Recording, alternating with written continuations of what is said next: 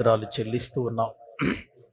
నీ మహాప్రేమను బట్టి, నీ ఉన్నతమైన కృపను బట్టి మరొకసారి మమ్ములను మీ సన్నిధానములో కూడి ఆరాధించే వారిగా చేశారు.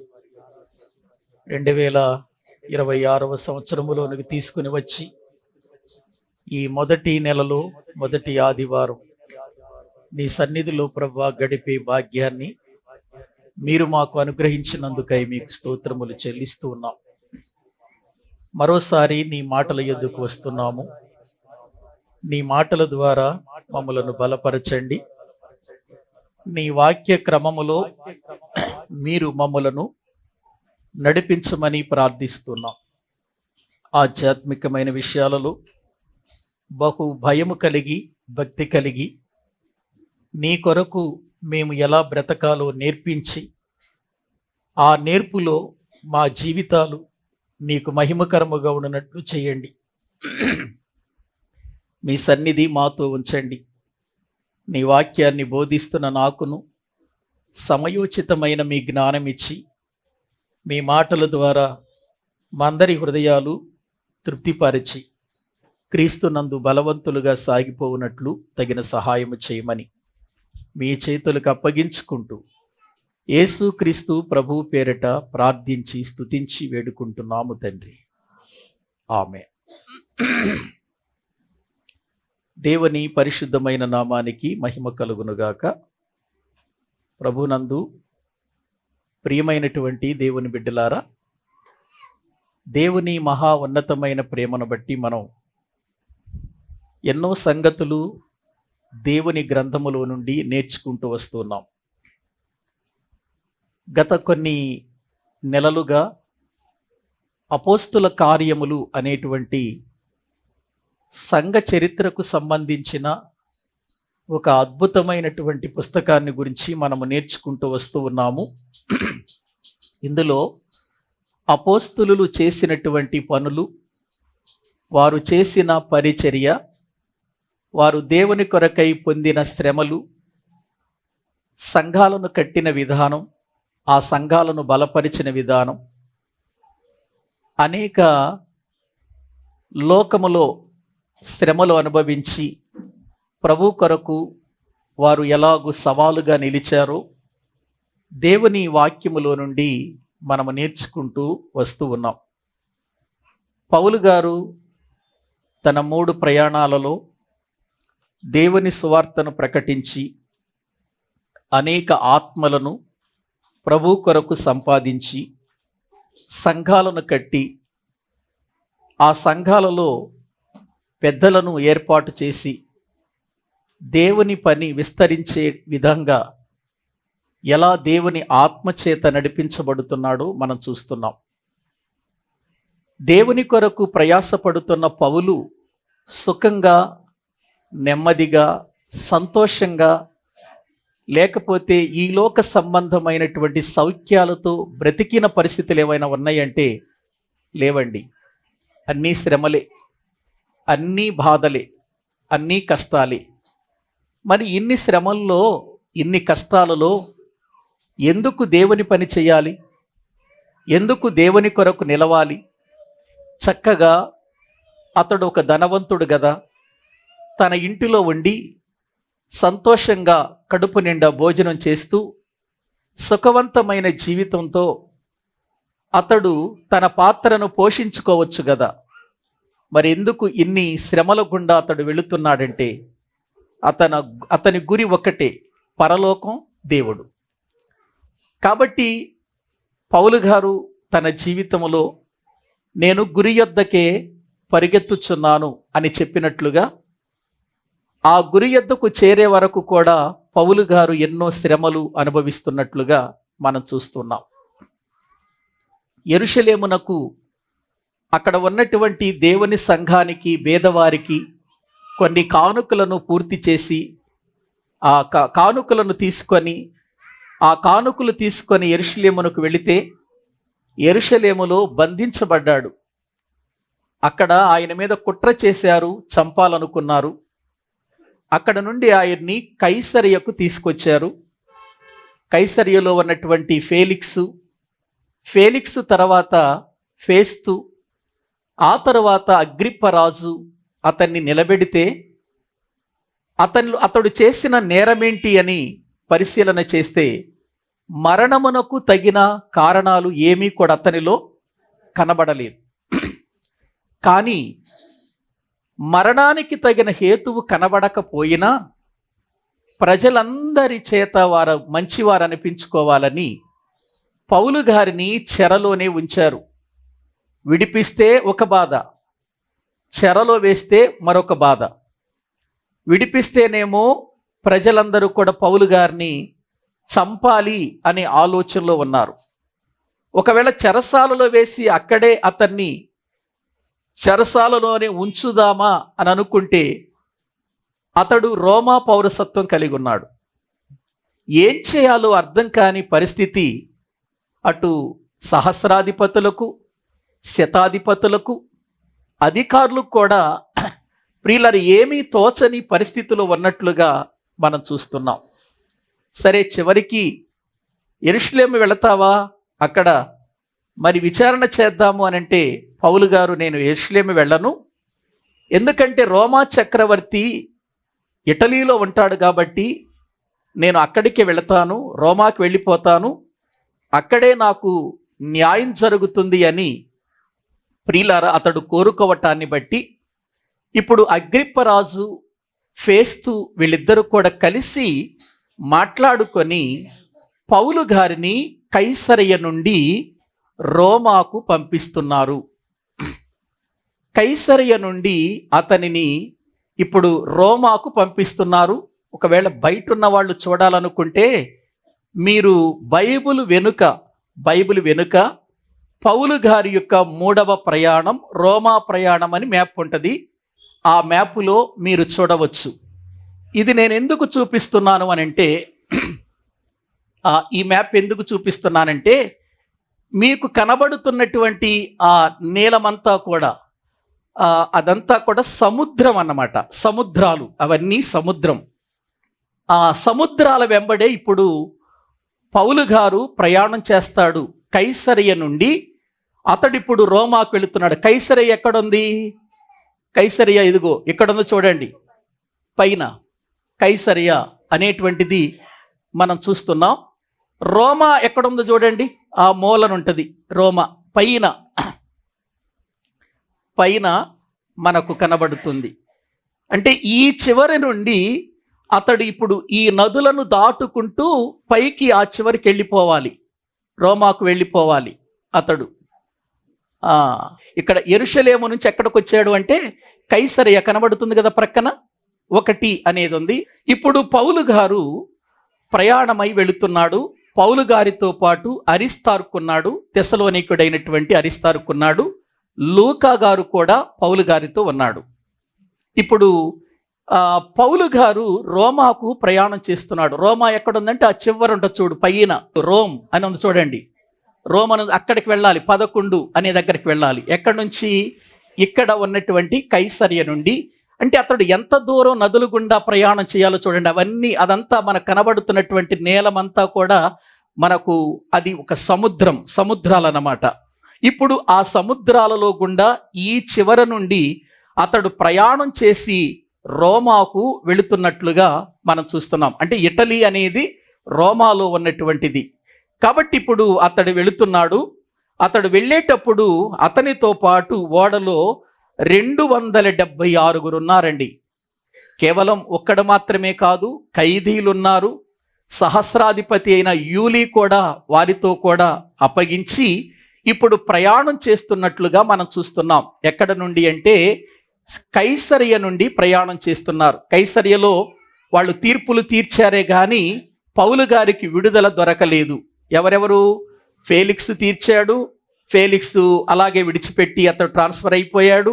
ఆ తర్వాత ఫేస్తు వచ్చాడు, పోర్కియు ఫేస్తు వచ్చాడు. అతడు కూడా అతన్ని తీర్పు తీర్చాడే కానీ విడుదల చేయలేదు.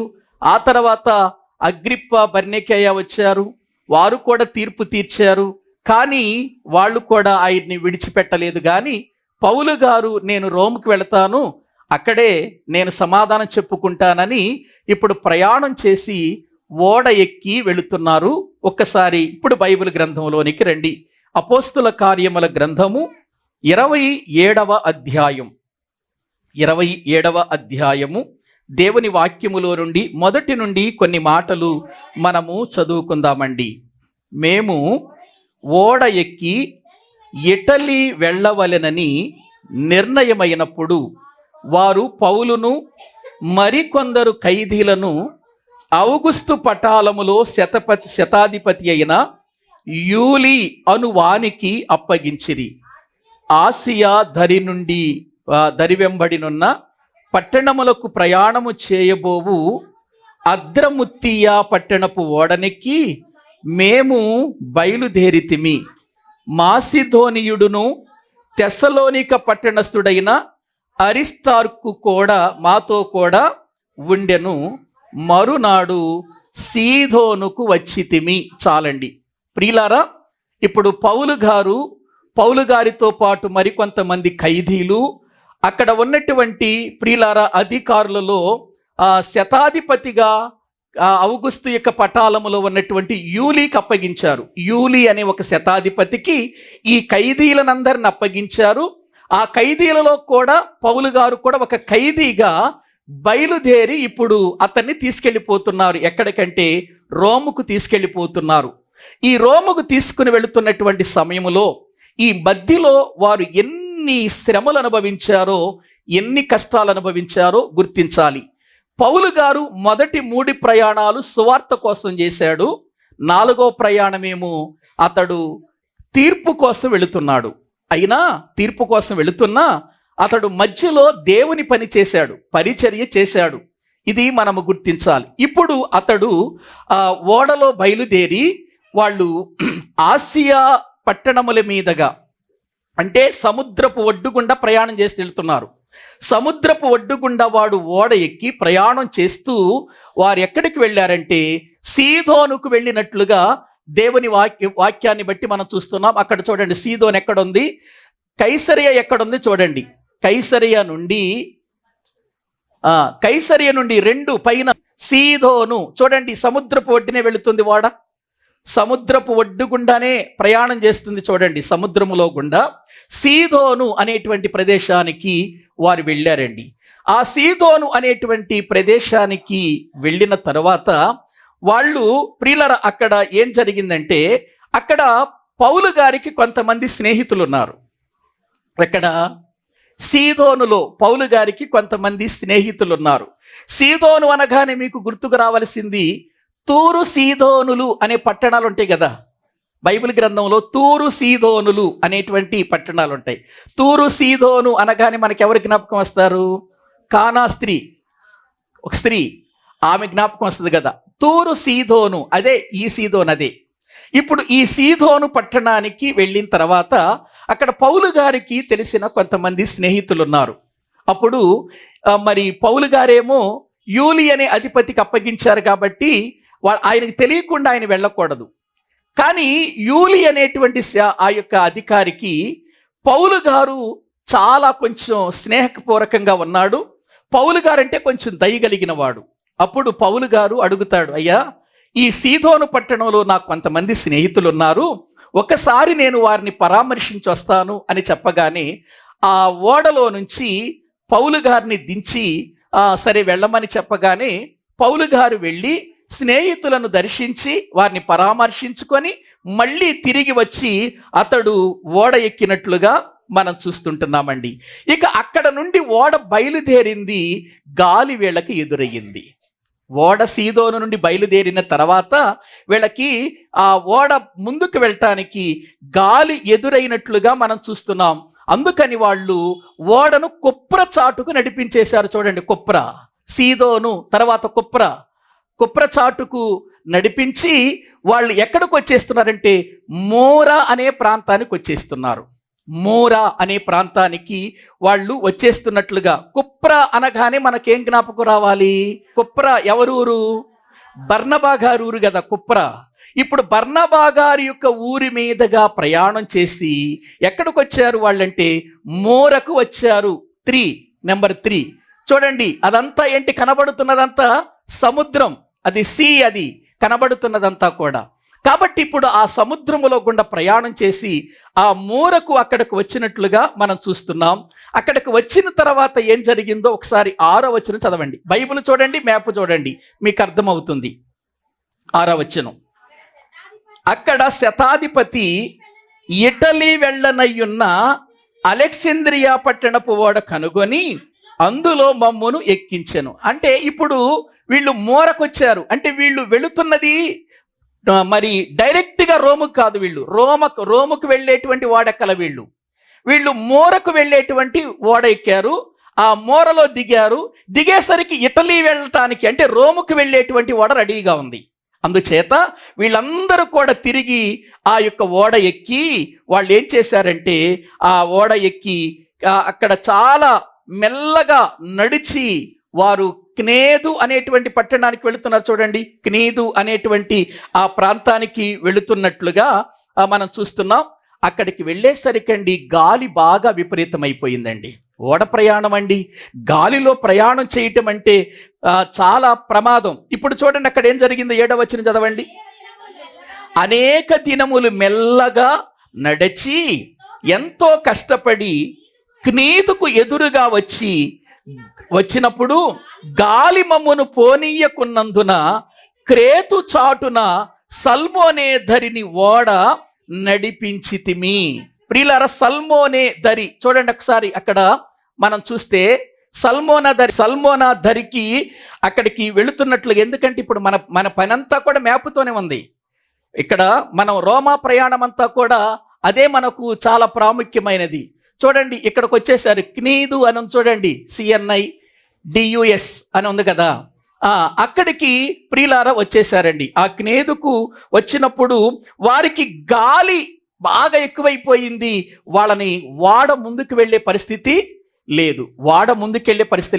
ఏమండి ఒక్కసారి మీరు చూడండి, ఓడ సముద్రములో ఇన్ని పరిస్థితులు గుండా వెళుతుందంటే వారి ప్రాణాలకు కూడా చాలా ప్రమాదం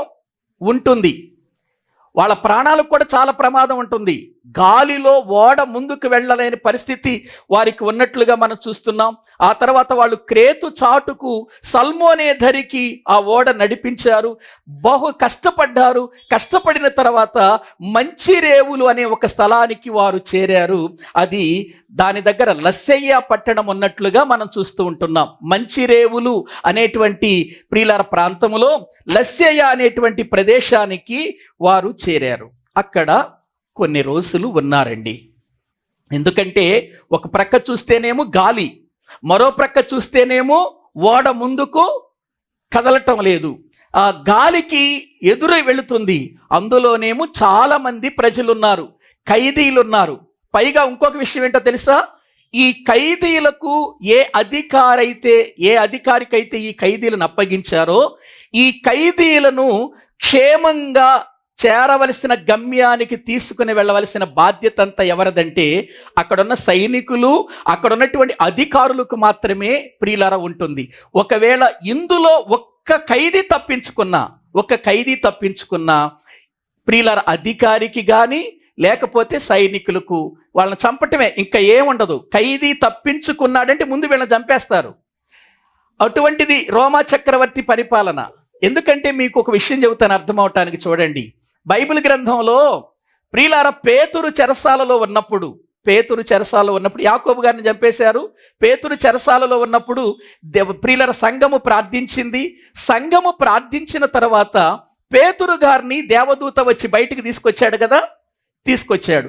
తెల్లవారేసరికి సైనికులు వాళ్ళందరూ కూడా వెళ్ళి ఆ చెరసాలలో చూస్తే ఎవరు లేరు, పేతురు గారు లేడు.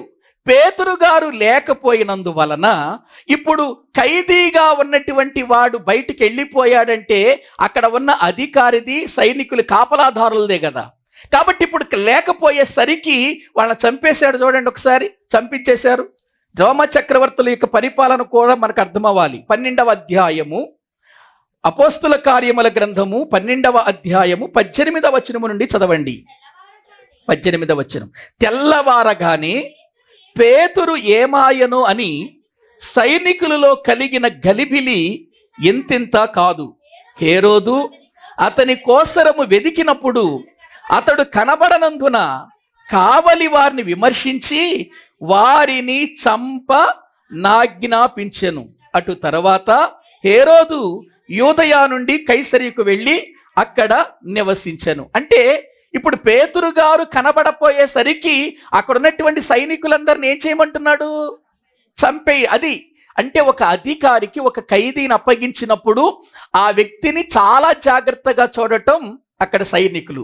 వాళ్ళు ఏదైనా తప్పు చేశారనుకోండి, ముందు చంపేయటమే, ఇంకా ఆలోచన ఉండదు. అక్కడ వరకు ఎందుకు, మనందరికీ తెలుసండి. పౌలు శీలలు ప్రియులారా, వారు దేవుని వాక్యాన్ని ప్రకటిస్తుంటే తీసుకెళ్లి చెరసాల్లో వేశారు కదా. వాళ్ళు అక్కడ ఏం చేశారు? అర్ధరాత్రి పాటలు పాడుచు దేవుని స్తుతిస్తూ దేవుని సన్నిధిలో ప్రార్థిస్తూ ఉన్నారు కదా. అప్పుడు చెరసాల తలుపులన్నీ కూడా ఏమైపోయినాయి? తెరుచుకున్నాయి. తెరుచుకున్నసరికి ప్రియులారా, అక్కడ ఉన్నటువంటి అధికారి, జైలు అధికారి వచ్చి చెరసాల తలుపులు తెరుచుకొని ఉండటం చూసి తనను తానే ఏం చేసుకోబోయాడు? చంపుకోబోయాడు. ఎందుకు? ప్రియులారా, ఇప్పుడు ఈ సైనికులందరూ పారిపోయి ఉంటారు కాబట్టి ఈ రోమా సైన్యం నన్ను చంపేస్తుంది, వాళ్ళు చంపేసే కంటే నాకు నేనే చంపుకోవటం మంచిదనుకున్నాడు. అంటే అంత భయంకరమైనది ప్రియులారా రోమా పరిపాలన. అందుకని ఇప్పుడు పౌలు గారు ప్రియులారా ఈ యొక్క పరిస్థితుల గుండా వెళుతున్నాడు, ప్రయాణమై వెళుతున్నాడు. యూలి అనే అధికారికి పౌలు గారిని ఖైదీలను అప్పగించారు.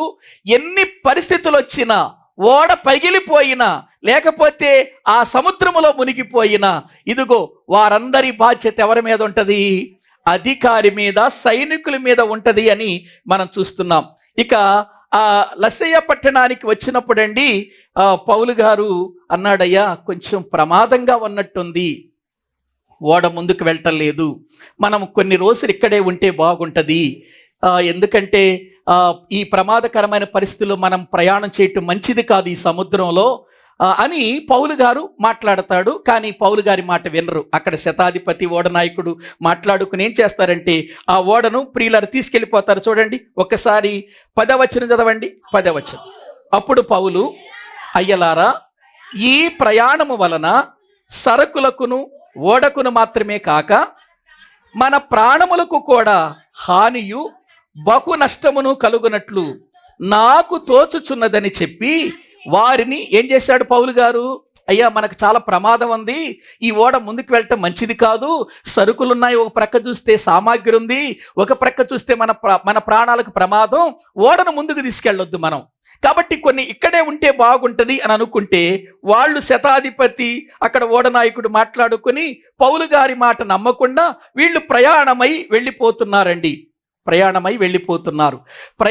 వెళ్ళిపోతూ వాళ్ళు ఫీనిక్స్నకు చేరి అనే మాట ఉంటుంది 12వ వచనంలో. శీతాకాలము గడుపుటకు ఆ రేవు అనుకూలమైనది కానందున అక్కడ నుండి బయలుదేరి ఒకవేళ శక్యమైతే ఫీనిక్స్కునకు చేరి అక్కడ శీతాకాలము గడపవలెనని ఎక్కువ మంది ఆలోచన చెప్పిరి. అది నైరుతి వాయువ్య దిక్కుల తట్టునున్న క్రేతు రేవై ఉండెను. ప్రియులారా, ఇప్పుడు వాళ్ళు క్రేతు రేవు దగ్గరకు వచ్చేస్తున్నారు. క్రేతు రేవు దగ్గర ఎందుకు? ఇప్పుడు చూడండి, అక్కడ మనం చూస్తే 4-5 చూడు, ఇక్కడ వాక్యంలో మనం కిందకు వచ్చేస్తున్నారు చూడండి. వాళ్ళు కనబడుతుందా? క్రేతు కిందకు వచ్చేస్తున్నారు. అసలు వాళ్ళు అటెళ్ళాలి, ఇటెందుకు వస్తున్నారు? వాళ్ళు ఓడ పరిస్థితి బాగుండలేదు, ఓడ విధానం బాగుండలేదు, ఎక్కడ ఏ ప్రమాదం జరుగుతుందో తెలియదు, ఎక్కడ ఎటువంటి నష్టం జరుగుతుందో తెలియదు. అది రోడ్డు ప్రయాణం కాదు, రోడ్డు ప్రయాణం కాదు, అది ఏంటది? సముద్రపు ప్రయాణం. సముద్రములో రాళ్ల తిప్పలుంటాయి, సముద్రములో కొండలుంటాయి, సముద్రములో అనేక రకాలైనటువంటి ప్రియులార ప్రమాదకరమైన పరిస్థితులు ఉంటాయి. కాబట్టి సముద్రములో ప్రయాణం చాలా జాగ్రత్తగా చేయాలి. కాబట్టి ఇప్పుడు వాళ్ళు క్రేతు ధరికి ఆ ఓడను నడిపించారండి. క్రేతు అనగానే మనకు జ్ఞాపకము రావలసింది తీతు. ఎందుకు మీకు ఈ విషయాలు చెబుతున్నానంటే, మనకి కొండ గుర్తులు బైబిల్ గ్రంథం చదివేటప్పుడు ఇవి మనకు కొండ గుర్తులు, తీతు గుర్తుకు రావాలి. ఎందుకంటే పౌలు గారు తన ప్రయాణములో, సువార్త ప్రయాణములో సంఘము గలిబిలి కాకుండా అక్కడ పెద్దలను ఏర్పాటు చేయటానికి తీతు గారిని ఆ క్రేతులోనే విడిచిపెట్టొచ్చాడు. ఒకసారి తీతుకు రాసిన పత్రిక 1వ అధ్యాయము 5వ వచనం చదవండి. వాక్యములో నుండి మనం చూస్తే తీతుకు రాసినటువంటి పత్రిక 1వ అధ్యాయము 5వ వచనాన్ని మనము చదువుకుందాం. నేను మీకు ఆజ్ఞాపించిన ప్రకారము నీవు లోపముగా ఉన్న వాటిని దిద్ది ప్రతి పట్టణములోను పెద్దలను నియమించు నిమిత్తమే నేను క్రేతులో నిన్ను విడిచి వచ్చి తిని. అంటే ఇప్పుడు తీతు గారిని పౌలు గారు ఎక్కడ విడిచిపెట్టాడు? క్రేతులో. ఇప్పుడు ఆ క్రేతు రేవు దగ్గరికే ఏమొచ్చింది చెప్పండి? ఓడ వచ్చిందండి. ప్రియులారా, ముందుకు వెళ్ళటం చాలా కష్టమైపోయింది. క్రేతు రేవు ధరి నుంచి వారు ప్రయాణం చేస్తున్నారు. ప్రియులారా, గాలే కదా అని చెప్పేసి వాళ్ళన్నీ కూడా ప్రియులారా మనసులో బాధపడుతూ ఏం చేయాలో అర్థం కాక అన్ని పరిస్థితులను వాళ్ళు ఎదుర్కొంటూ ఓడ ముందుకు నడిపిస్తునేసరికి ఊరకులోను అనేటువంటి ఒక పెనుగాలి వేచటం ప్రారంభించింది. ఓరకులోను అనంటే అది ప్రియులారా ఓడ ఇటు వెళుతూ ఉంటే ఎదురుగా గాలి కొట్టడం అన్నమాట. ఎదురుగా గాలి కొట్టడం అంటే వాళ్ళు ప్రయాణించటానికి ఎదురుగా గాలి కొట్టి ఓడను వెనక్కి తీసుకొచ్చేస్తుంది అన్నమాట. ఓడను వెనక్కి తీసుకొచ్చేంత గాలి, అటువంటి గాలులనే ఊరకలోను గాలులు అని అంటారన్నమాట. ఇప్పుడు అటువంటి గాలుల్లో ఈ ఓడ సముద్రములో ప్రయాణం చేయటం చాలా కష్టమైపోయింది. కనుక వాళ్ళు చిక్కుకొని పోయే పరిస్థితి అయిపోయింది. అక్కడ వారు కౌద అనేటువంటి ఒక చిన్న దీపం వాళ్ళకు కనబడుతుంది. చూడండి ఒకసారి 13వ వచనం చదవండి. 13వ వచనం. మరియు దక్షిణపు గాలి మెల్లగా విసరుచుండగా వారు తమ ఆలోచన సమకూడినదని తలంచి లంగరెత్తి క్రేతు ధరిని ఓడ నడిపించిరి. కొంచెము సేపైన తరువాత ఊరకలోను అను పెనుగాలి క్రేతు మీద నుండి విసిరెను. దానిలో ఓడ చిక్కుకొని గాలికి ఎదురు నడవలేకపోయినందున ఎదురు నడిపించుట మాని గాలికి వెళ్ళిపోతున్నారు వీళ్ళు. ఎదురు నడిపించటానికి కష్టమైపోయింది. ఇప్పుడు ఆ గాలి ఎటువైతే ఈ ఓడను తీసుకెళ్ళిపోతుందో అటు వెళ్ళిపోతున్నారు వీళ్ళు. అటు వెళ్ళిపోతుంది. తరువాత కౌద అనబడినటువంటి ఒక చిన్న ద్వీపము చాటున దానిని నడిపింపగా పడవను భద్రపరుచుకొనుట బహు కష్టతరమాయను. దానిని పైకెత్తి కట్టిన తరువాత త్రాళ్ళు మొదలైనవి తీసుకొని ఓడ చుట్టూ బిగించి కట్టిరి. మరియు సూర్తిసను ఇసుక తిప్ప మీద పడుదుమేమో అని భయపడి ఓడ చాపలు దింపివేసి మేము కొట్టుకొని పోతిమి. ఓడలో కొట్టుకుపోతున్నారండి. పౌలు గారు ఎక్కడికి వెళ్ళాలి చూడండి ఒకసారి. మనం అక్కడ మనం ఆ మ్యాప్లో చూస్తే కౌద అనేటువంటిది కనబడుతుంది కదా మనకు. ఆరు కనబడుతుంది కదా. 6 కనబడుతుందండి. ఇప్పుడు 7 చూపించు. 7 ఎక్కడ చూడు. 7 ఎక్కడుందో చూడు. చూడండి వాళ్ళు ఎక్కడి నుంచి వాడు వచ్చేస్తుందో చూడండి. ఇటువైపు 6 చూపించు, 7 చూపించు. 6 చూపించు, 7 చూపించు. ఇది 6 కౌద. ఈ చివర 6 వాడ అటు వెళ్ళిపోతుంది, పక్కకి వెళ్ళిపోతుంది. చూడండి ఆ చివరికి వెళ్ళిపోతుంది. భయంకరమైనటువంటి ప్రమాదంలో ఉండిపోయారు వీళ్ళు. సముద్రంలోనే ఉండిపోయారు వీళ్ళు. రాత్రి పగలు అనేటువంటిది వీళ్ళ పరిస్థితి చాలా ప్రియులారా తెలియకుండా అయిపోయిందండి. చాలా దారుణంగా అయిపోయింది వీళ్ళ పరిస్థితి. అసలు వెళతామా, గమ్యానికి చేరతామా లేదా, మధ్యలోనే ప్రాణాలు పోతాయా అనేటువంటి పరిస్థితి వారికి ఎదురైపోయిందండి. నిజంగా అండి ఆ పరిస్థితుల్లో ఆ గాలికి, ఆ భయంకరమైనటువంటి విపరీతమైనటువంటి ఊరకలోను గాలికి పరిస్థితులన్నీ ఎలా అయిపోయినాయి అంటే నక్షత్రాలు కనబడటం లేదు, సూర్యుడు కనిపించట్లేదు. కొన్ని దినాల వరకు వాళ్ళకి కనిపించలేదండి. చూడండి బైబిల్లో ఉంటుంది ఆ మాట. వాక్యంలో వాడ సామాగ్రి అంతా కూడా వాళ్ళు పారేసేస్తున్నారు. ఇంకా మన వల్ల కాదనుకుంటున్నారు. 20వ వచనం 18 చదవండి.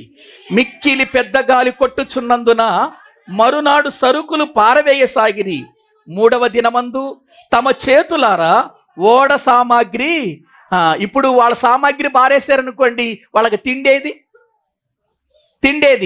లోపల సామాగ్రి అంతా దేనికోసం ఉంటుంది? ఓడలో ప్రయాణం చేస్తున్నప్పుడు వాళ్ళ భోజనాల కొరకు తీసుకెళ్తారు సామాగ్రి. ఏమండి వాళ్ళు వండుకొని తినాలి, అక్కడ లోపల వాళ్ళకి భోజనం కావాలి. ఇప్పుడు భోజనానికి తెచ్చుకున్న సరుకులు కూడా ఏం చేస్తున్నారు? వాళ్ళు పారేశారండి. మరి ఎన్ని దినాలు ప్రయాణం చేయాలి ఆహారం లేకుండా? చూడండి, ఆ సమయంలో కొన్ని దినములు సూర్యుడు కనిపించలేదట. ఏమండి, ఒక్కసారి మీరు ఆలోచించండి. అసలు మామూలుగా మన ఇంటిలో కరెంటు పోతేనే చాలా భీకరంగా ఉంటుంది. పైగా వీళ్ళు ఎక్కడున్నారు? సముద్రంలో ఉన్నారు. సముద్రంలో వాళ్ళకి నక్షత్రాలు కనిపించట్లేదు, సూర్యుడు కనిపించట్లేదు. అంటే పగలేదో తెలియటం లేదు, రాత్రేదో తెలియటం లేదండి. ప్రియులారా, అటువంటి పరిస్థితులలో ఇంకేముంది, మన మీదకు ప్రాణ భయం వచ్చేసింది. ఇక మనం చచ్చిపోవటం ఖాయం, ఇక మనం బ్రతకం, ఈ సముద్రములో ఎక్కడో ఒక చోట మన ప్రాణాలు పోతాయని వారు నిర్ధారణ చేసుకున్నారు.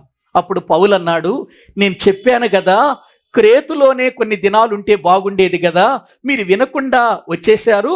అయినప్పటికీ కూడా మీరు భయపడకండి, మీరు ఏమాత్రం భయపడకుండా ధైర్యం తెచ్చుకోండి.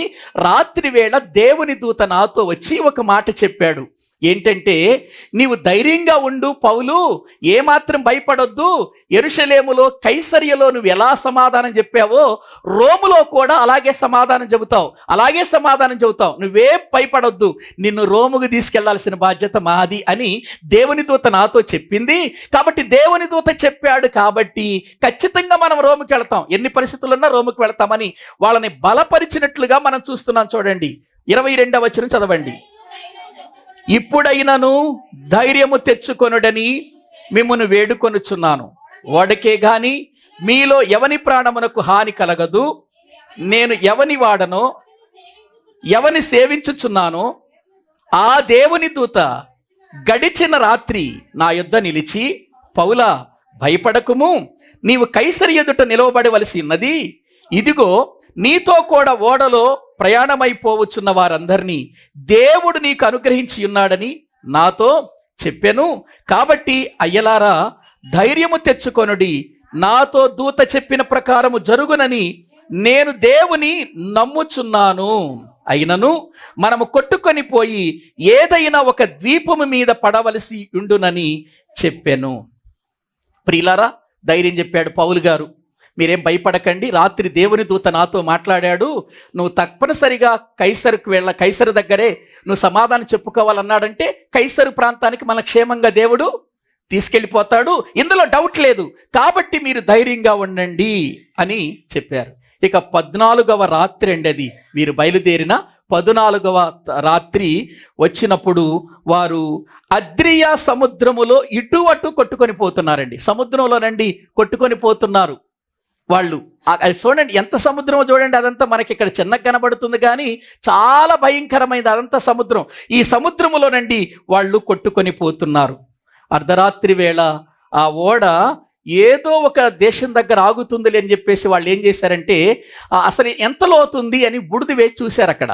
అసలు ఇక్కడ ఎంత లోతుంది, మనం ఏమైనా సముద్రానికి ఒడ్డుకి ఏమైనా వస్తున్నామా అని వాళ్ళకి తెలియకుండా, వాళ్ళు తెలుసుకోవటానికి వాళ్ళు అక్కడ బుడిది వేసేసరికి వాళ్ళకి 20 బారలు లోతు అని తెలిసింది. పర్వాలేదు, 20 బారల లోతు అంటే ఇప్పుడు సముద్రం ఒడ్డుకే వెళుతుంది, మనం ఏదో ఒక ద్వీపానికి వెళుతున్నాం. ఇంకా కొంచెం దూరం వెళ్ళిన తర్వాత మళ్ళీ బుడిది వేశారు, బుడిది వేసి చూశారన్నమాట.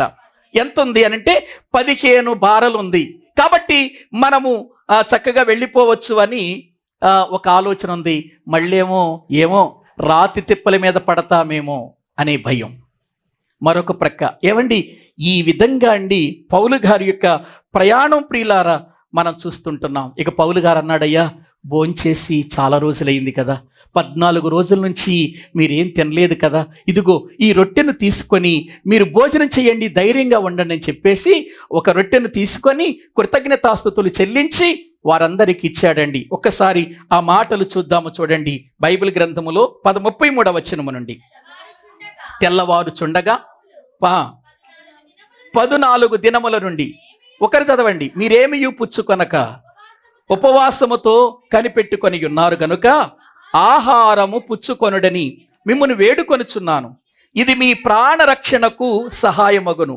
మీలో ఎవని తల నుండి ఒక్క వెంట్రుకైను నశింపదని చెప్పుచు ఆహారము పుచ్చుకొనుడని అందరినీ బతిమాలెను. ఈ మాటలు చెప్పి ఒక రొట్టె పట్టుకొని అందరి ఎదుట దేవునికి కృతజ్ఞతాస్తుతులు చెల్లించి దాన్ని విరిచి తినసాగెను. అప్పుడు అందరూ ధైర్యము తెచ్చుకొని ఆహారము పుచ్చుకొనిరి. ఓడలో ఉన్న మేమందరము 276 వారు తిని తృప్తి పొందిన తర్వాత ఇక మిగిలిన గోధుమలను సముద్రములో పారబోసి ఓడ తేలిక చేసినట్లుగా మనం చూస్తూ ఉన్నాం. ఇక ఓడ తేలిక చేశారు. ఇక వాళ్ళకి అంటే వాళ్ళు భోజనం చేసి ఎన్ని రోజులు అయ్యింది? 14 రోజుల తర్వాత ఇప్పుడు భోజనం చేస్తున్నారు. ఎక్కడ? ఇప్పుడు చెప్పండి, 14 రోజులు భోజనం లేకపోతే వారు బలంగా ఉంటారా, యాక్టివ్గా ఉంటారా, నీరసంగా ఉంటారండి? బలహీనంగా ఉండరు. 14 రోజులు. ఇక పౌలు వారిని బలపరిచి, ప్రియులారా, ఒక రొట్టెను తీసుకొని కృతజ్ఞతాస్తుతులు చెల్లించి ఈయనే వారికి భోజనం పెడుతున్నాడు. అసలు ఈయనెవరు? ఖైదీ. ఏవండి, వీళ్ళందరికీ భోజనాలు పెట్టాల్సిన పరిస్థితి ఎవరిది? అధికారిది. అసలు వాళ్లే భయంలో ఉండిపోయారు, వాళ్లే ఏం చేయాలో తోస్తని స్థితిలో ఉండిపోయారు. కానీ ఇప్పుడు పౌలు గారు మాత్రం ఇదిగో ఆయన ప్రియులారా భోజనం పెడుతున్నాడు. ఒక ఖైదీ అక్కడున్న ఖైదీలందరికీ, అక్కడ ఉన్నటువంటి అధికారులందరికీ ప్రార్థన చేసి భోజనం పెడుతున్నాడు. చూడండి, కృతజ్ఞతాస్తుతులు చెల్లించి భోజనం పెడుతున్నాడు. ప్రియులారా, ఇక సరే ఎక్కడికో ఒక సముద్రానికి వెళ్ళిపోతుంది, పర్వాలేదు దరికి వెళ్ళిపోతుంది అని ప్రియులారా వాళ్ళు దరికి నడిపిస్తే తేరా చూస్తే 2 సముద్రాలు కలుస్తున్న ప్రవాహం అది. చూడండి, ఒడ్డుకు చేరుతుందిలే అని అనుకుంటే ఒడ్డుకు వెళ్ళవలసినటువంటి ఈ ఓడ ఎక్కడికి వెళ్ళిపోతుంది తెలుసా? 2 ప్రవాహములు కలిసి, అంటే 2 సముద్రాలు కలుసుకునే స్థలం. అసలు ఒక సముద్రంలోనే వీళ్ళిన్ని బాధలు పడుతున్నారు, ఇప్పుడు 2 సముద్రాలు కలుసుకునే స్థలానికి వెళ్ళిపోయింది ఓడ. చూడండి, అక్కడ ఆ మాటలు ఉంటాయి. చూడండి, బైబిల్ గ్రంథములో ఉదయమైనప్పుడు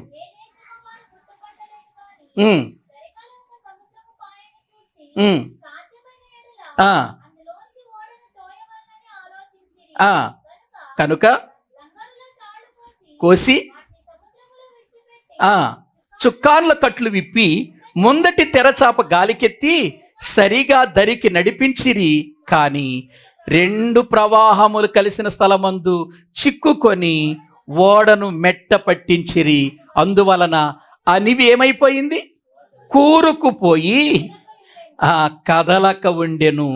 అమరము ఆ దెబ్బకు ఏమైపోయింది? ఇప్పుడు వీళ్ళు దరికి చేరే అవకాశం ఉందా? ఈ పరిస్థితులను బట్టి చూస్తే దరికి చేరే అవకాశం ఉందా? 2 ప్రవాహములు అనే దగ్గర పుట్నూట్లో చూడండి అసలు అర్థం ఉంటుంది. 2 సముద్రములు కలిసిన స్థలం అది, 2 ప్రవాహాలు. ఇప్పుడు ఒక సముద్రమును ప్రియులను తట్టుకొని ఎలాగో ఒడ్డుకొచ్చారనుకుంటే ఇప్పుడు 2వ సముద్రం కలిసింది. ఇప్పుడు 2 సముద్రాల ప్రవాహం ఎంత భయంకరంగా ఉంటుందో తెలుసు అక్కడ.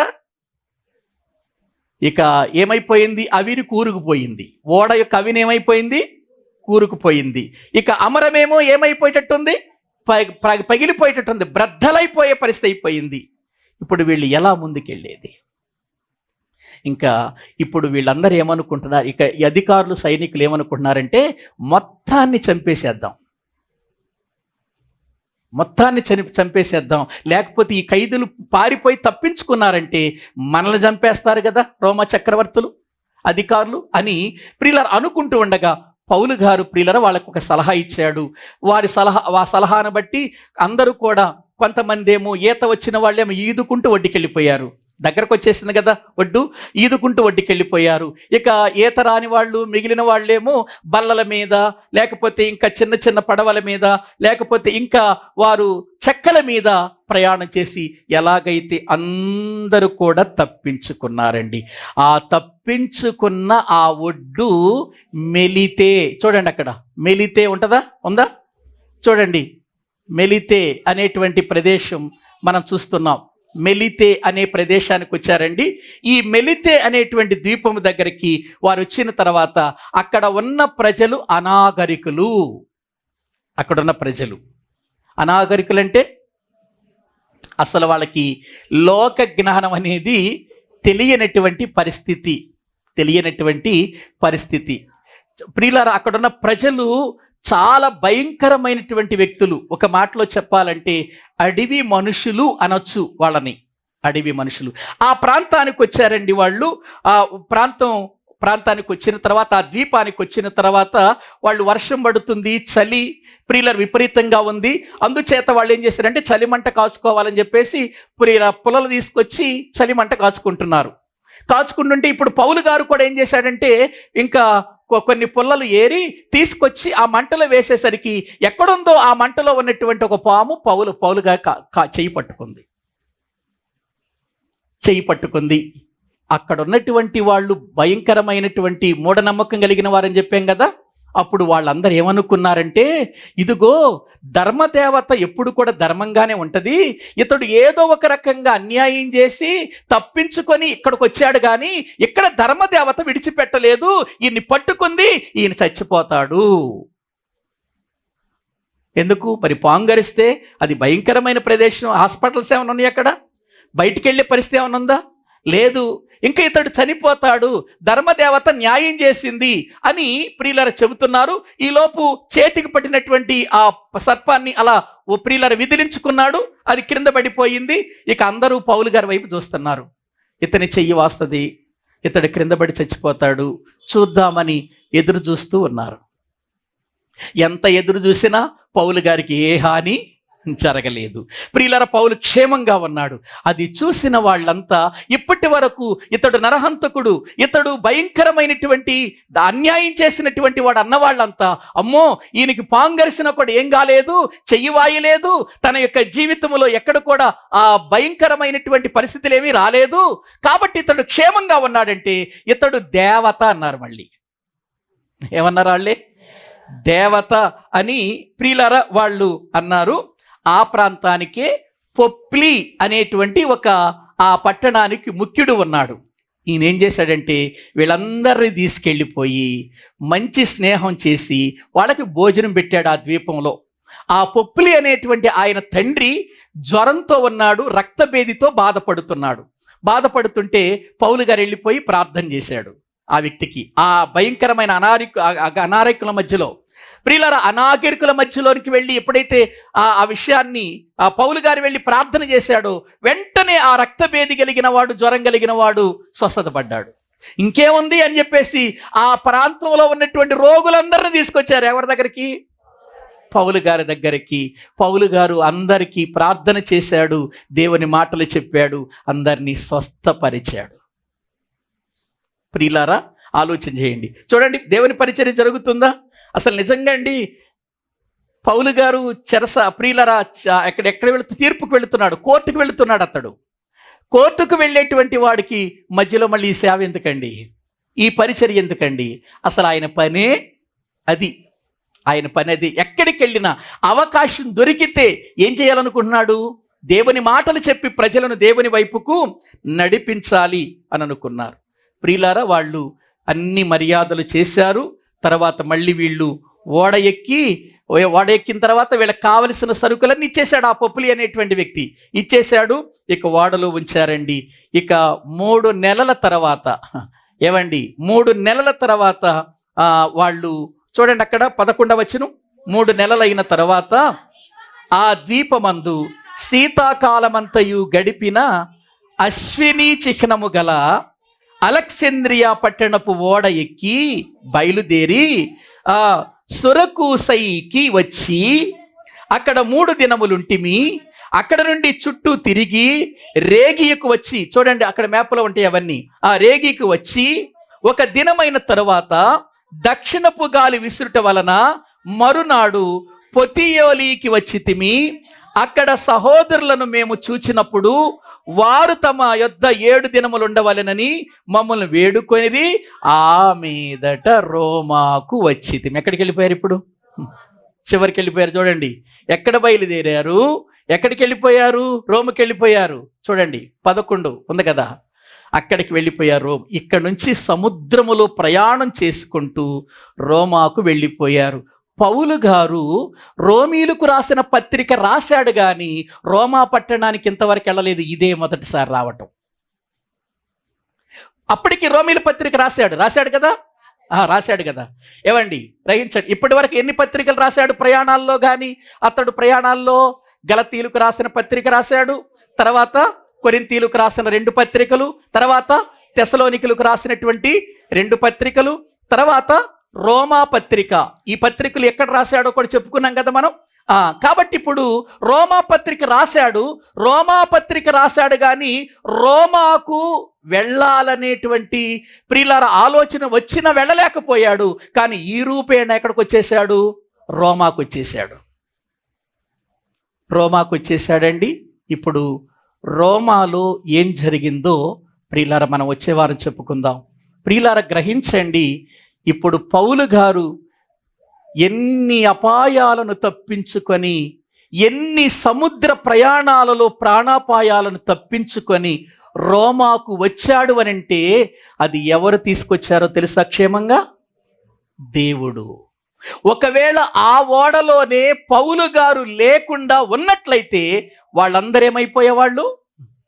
పౌలును బట్టి ఇప్పుడు ఆ ఓడలో ఉన్న వారందరూ ఏమైపోయారు చెప్పండి? యోనాను బట్టి ఓడలో ఉన్న వాళ్ళందరికీ ఏమొచ్చింది? శ్రమ వచ్చింది. ఇదిగో ఇక్కడ పౌలు గారిని బట్టి ఓడలో ఉన్న వారి శ్రమలన్నీ ఏం చేయబడుతున్నాయి? తీర్చబడ్డాయి. క్షేమకరంగా వాళ్ళు కైసరయ నుండి సముద్రములో గుండా ప్రయాణాలు చేసుకుంటూ, గాలులు ఎదుర్కొంటూ, విపరీతమైనటువంటి ప్రాణాపాయమైన పరిస్థితులు వారికి ఎదురొచ్చినప్పుడు సైతం వాటన్నిటిని దాటుకుంటూ దేవుని కృపను బట్టి వాళ్ళు రోమాకు చేరారండి. రోమాకు వచ్చేసారు. ఇది రోమా ప్రయాణం పౌలు గారిది. ఇది ఎన్నో ప్రయాణం? 4వ ప్రయాణం. ప్రియులారా, 4వ ప్రయాణం. ఈ 4వ ప్రయాణం ఎక్కడి నుంచి ఎక్కడి వరకు? కైసరయ నుండి రోమాకు ప్రియులారా పౌలు గారు అక్కడికి వచ్చేసినట్లుగా చూస్తున్నాం. ఏవండి, ఇన్ని శ్రమలు ఎందుకండి పౌలు గారికి? ఇంత బాధ ఎందుకండి? ఇంటిలో తిని కూర్చొని ప్రార్థన చేసుకునే దానికి ఇంత శ్రమ ఎందుకండి పౌలు గారికి? ఒకటే, క్రీస్తుతో నేను సమానమైన శ్రమలు పొందాలి. క్రీస్తు ఎటువంటి శ్రమలు పొందాడో నాకు కూడా అటువంటి శ్రమలు కావాలి అని కోరుకొని శ్రమలు తెచ్చుకుంటున్నాడు పౌలు గారు. ఎవరు తెచ్చుకుంటారు? శ్రమ వస్తే శ్రమ పోవాలని ప్రార్థన చేస్తాం, శ్రమ రాకూడదని ప్రార్థన చేస్తాం. కానీ భక్తులండి, శ్రమలలో వాళ్ళు నిజమైనటువంటి విశ్వాసమును కలిగిన వారిగా వారు గురి యొద్దకు పరిగెత్తారండి. క్రైస్తవ జీవితం అదేనండి. భూమి మీద క్రైస్తవుడిగా బ్రతకటం చాలా శ్రమతో కూడిన పని. భూమి మీదండి, ఈ లోకములోనండి ఒక క్రైస్తవుడిగా, ఒక మంచి విశ్వాసిగా, ఒక మంచి దైవజనుడిగా బ్రతకటం శ్రమలతో కూడిన పని అండి, సుఖవంతమైనది కాదు. ఇది మనం తెలుసుకోవాలి. అయినా 70-80 సంవత్సరాలు బ్రతికే ఈ భూమి మీద కాదు, కానీ శాశ్వత కాలము దేవునితో ఆనందంగా ఉండటానికి ఈ భూమి మీద ఈ శ్రమలు ఎన్నతగనవి కాదని గుర్తించి భక్తులు అడుగులు ముందుకు వేశారు. క్రైస్తవ జీవితం కూడా అలాగే అడుగులు ముందుకెయ్యాలి. శ్రమలు వస్తాయి, మనకు రావా? కష్టాలు వస్తాయి, రావా? అవమానాలు వస్తాయి, రావా? నిందలు వస్తాయి, అవసరమైతే కొడతారు, అవసరమైతే తిడతారు, అవమానపరుస్తారు. వాటన్నిటిని భరించి విశ్వాసములు తొలగిపోకుండా అడుగులు ముందుకేస్తూ గురి యొద్దకు చేరేవాడే నిజమైన క్రైస్తవుడు. అటువంటి క్రైస్తవ్యంలో ప్రభువుని జ్ఞాపకము చేసుకుంటూ, ఆయన శిలువను జ్ఞాపకము చేసుకుంటూ మనము అడుగులు ముందుకు వేద్దాం, గురి యొద్దకు చేరదాం. తలలు వంచండి, ప్రార్థన చేసుకుందాం. ప్రియమైనటువంటి దేవుని బిడ్డలారా, దేవుని మాటలు వింటున్నటువంటి మనము ఆలోచన చేద్దాం. ఎన్ని భయంకరమైన పరిస్థితులు నాటి భక్తులు అనుభవించారో మనము గుర్తించవలసిన వారమై ఉంటున్నాం. ఈ దినాన్న ప్రభువా, నీ కొరకు ఒక్క శ్రమ కూడా నేను పొందకుండానే నిన్ను విడిచిపెడుతున్నానే, ఒక్క శ్రమ కూడా రాకుండానే నా జీవితములో నీ మీద అనుమానం కలిగి ఉంటున్నానే. అయ్యా, ఎన్ని శ్రమలు అనుభవించినా, ఎన్ని కష్టాల గుండా ప్రయాణం చేసినా, ఎన్ని పరిస్థితులు ప్రతికూలంగా వారికి వచ్చినా నీ కొరకు నిలిచారయ్యా, నీ కొరకు బ్రతికారయ్యా. అటువంటి బ్రతుకు ఈ 2026 నుండి నాకు కూడా దయచేయి నాయన. మళ్ళీ మనము దేవునికి అప్పగించుకుందామండి, ప్రార్థన చేసుకుందాం. ప్రార్థన.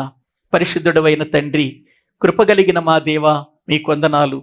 నీ సన్నిధిలోనికి వచ్చాం, నీ మాటలు వింటున్నామయ్యా. అయ్యా, నీ మాటలలో ఉన్నటువంటి ఆ పరమార్థం భక్తి జీవితములో ఉన్నటువంటి ఆ ఉన్నతమైనటువంటి స్థానం ఏంటో మేము గుర్తించి మా జీవితాలు క్రీస్తునందు బలంగా స్థిరంగా నాయన ప్రయాణం చేయటానికి సహాయం చేయండి అయ్యా. వీటన్నిటితో పోల్చుకుంటే నాయన మా జీవితము ఈ రోజున శ్రమలు లేకుండానే ఉంది అని చెప్పటానికి నాయనా మా బ్రతుకులు కనబడుతున్నాయి నాయన. అయినా శ్రమలు కలిగిన, బాధలు కలిగిన, ఎటువంటి పరిస్థితులు ప్రతికూలంగా వచ్చినా మీ కొరకు బ్రతికే వారిగా మమ్మల్ని చేయండి నాయన. ఎక్కడ ఓడిపోవద్దు, విశ్వాసాన్ని విడిచిపెట్టొద్దు, ఆత్మీయ జీవితంలో వెనుకబడిపోవద్దు నాయన. మీ కొరకు నిలిచేవారిగా, ఫలించేవారిగా మమ్మల్ని చేయండి. మా కొరకు క్రీస్తు పొందిన ఆ శ్రమలు మేము ఎల్లప్పుడూ జ్ఞాపకము చేసుకుంటూ నాయన మీలో సాగిపోయే వారిగా చేయండి.